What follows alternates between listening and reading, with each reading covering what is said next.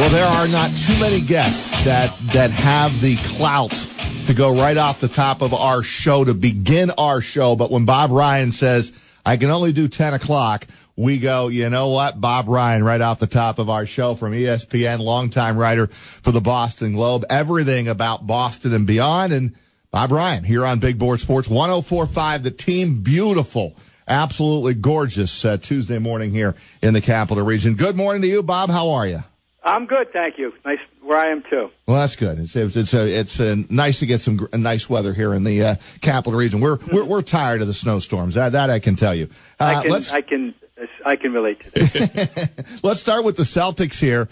How much do you like this team? It looks like with Cleveland not playing their starters and only a game to go here, looks like they could get the top seed. What's your take on this Boston team? I love their coach, and they've been on the right track here for a while. How good is Boston? I like the team very much.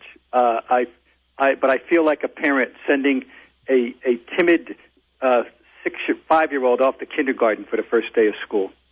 I don't think they are playoff constructed particularly, and I fear for them. I will be very pleased simply to see them win a first-round series. After that, it's total house money for me.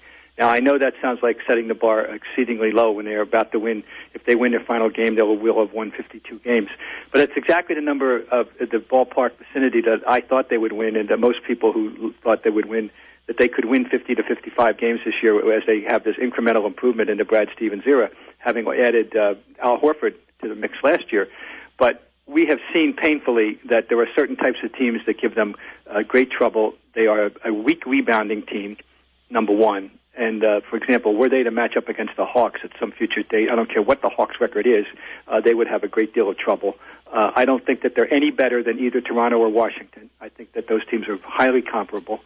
And the other technical thing that worries me about them in the playoffs is that if someone gangs up on Thomas, and they have done that in the last two playoffs, to say he's not beating us, who is the scorer? And they don't have a guy on the bench that would put down on his IRS return under occupation professional jump shooter. And they've always had one of those when they've had playoff success, and most teams do. I mean, some facsimile of Lewis Williams. Somebody last time around when they won the championship in 2008, they had Eddie House. You need a guy like that, in my opinion, to get you over certain tough times, and that guy doesn't exist on their team. So I love them. I fear for them. That's about the way I'll put it. Yeah, I think they're close. I don't think they're quite there yet. I agree with you. There's a lot of Isaiah Thomas, and then they're searching for some answers, but they've made great strides. I love their coach. I think Brad Stevens is a really good one.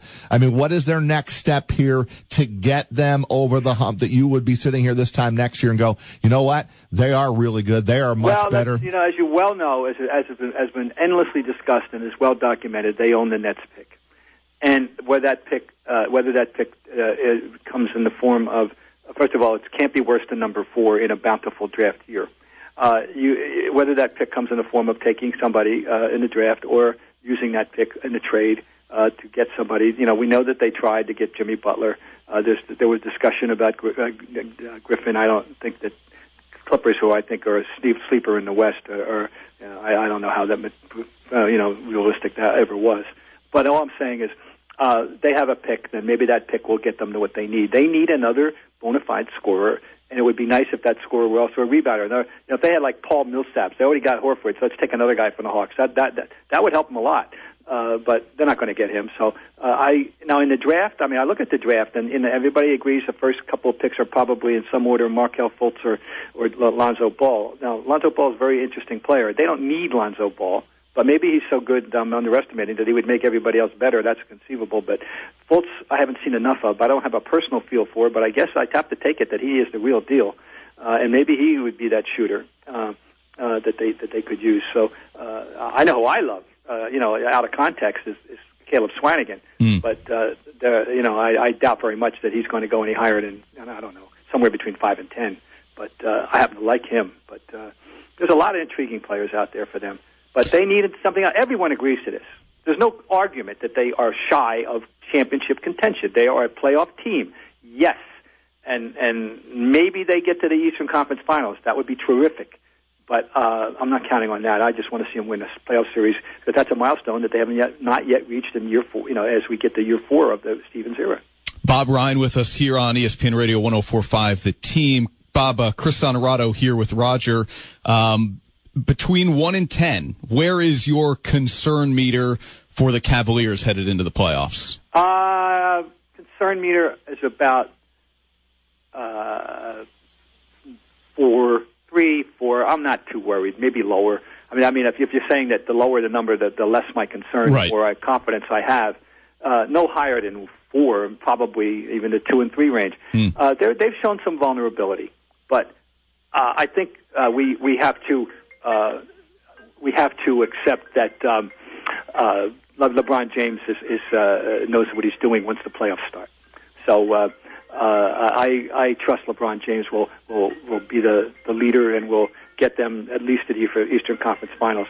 I'd be real surprised if somebody other than the Cavaliers is representing the East.